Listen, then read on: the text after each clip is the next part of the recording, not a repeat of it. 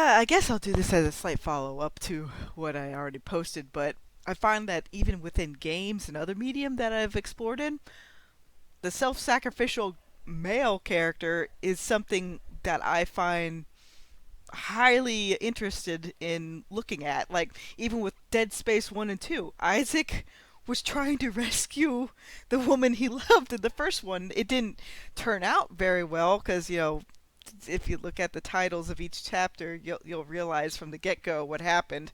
But even in the second one, he ends up, being again the self-sacrificial guy that will go out of his way to try to protect people if he can. Like again, he yeah, I guess I have a type when it comes to heroic masculinity in science fiction and fantasy. Again, it was Sheridan, self-sacrificing male that goes through everything he can and comes out on the other side of the crucible stronger for it, but yet deep down, like when he was being tortured by his own government, what was the first forefront thing in his mind when he thought he was gonna die? His wife. It's like, man, Sheridan delivered like legit the biggest thing I enjoy about Babylon 5. I mean, it has a lot of enjoyable factors, but being the woman that I am, it's like, ooh, look at this, look at this. This is peak husband and wife material. They're doing a great job, supporting each other, being dangerous when they have to.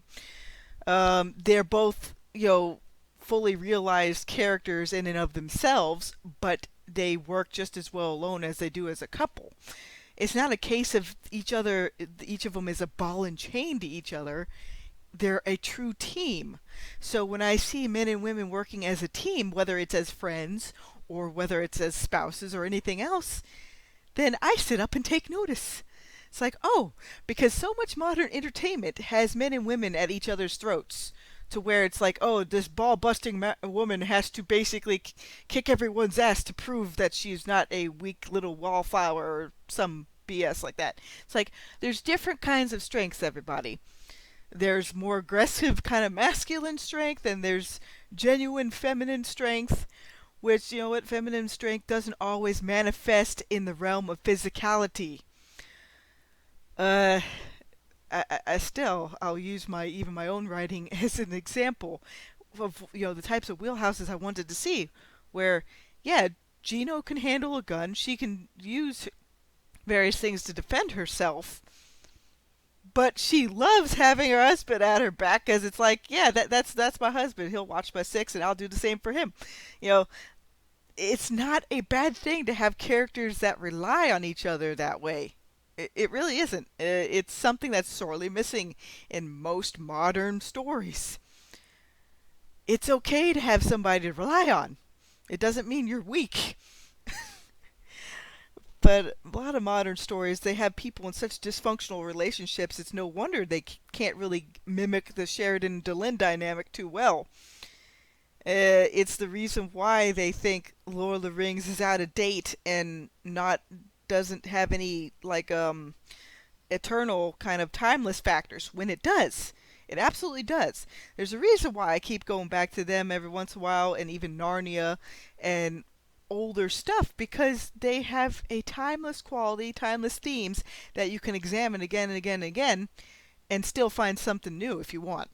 Or just find it as simple escapist entertainment. Yeah.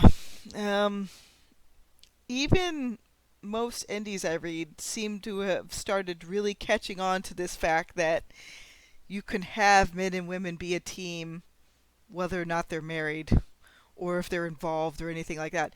You can have male and female friendships. You can have male friendships. You can have female friendships. Eh, Most people, when they make a story, they don't really display friendships too often. They'll have like the one person that's like the best friend slot, and then that's about it. When the best friend ends up becoming kind of like a springboard for whatever relationship issues the main character's having, which is mostly very prevalent in YA stuff, which is why I don't really read much YA. Because again, most of the wheelhouses that I don't read, they take the relationship part to a T, and that's all they'll focus on, like the will they won't they aspect, and it's like just carry on. Like come on.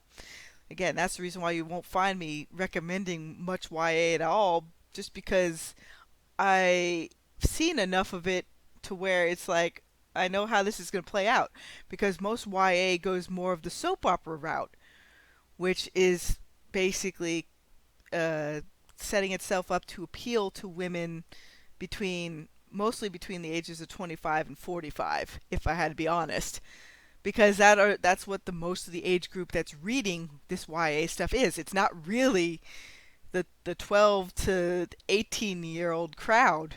They're mostly reading manga, and maybe we should all find out why. Or wonder. But yeah.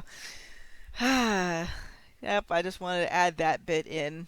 I don't even know what I'm going to list this as yet. I'll find out in a few minutes, but yeah, traditional dynamics are not a dirty word.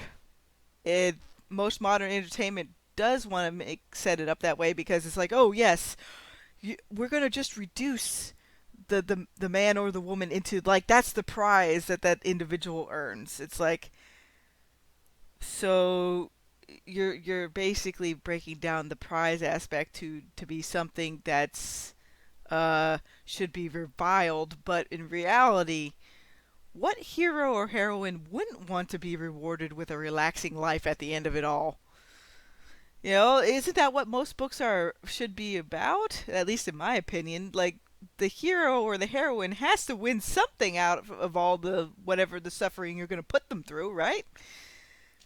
Wouldn't be so bad to have a nice retirement, because I can see how retirement can go wrong when Weiss and Hickman did the whole God, it's the one where Gold Moon and everybody, like, she became young again, and I'm trying to remember. It's the one with that Mina girl in it, and she was kind of like the Joan of Arc, but for the bad guys for a while. But yeah, there's sometimes there's worse things than retirement or fading out and having a good life at the end of all the big main adventure. Believe me, you can come back wrong like Pet Cemetery. See you later, everybody.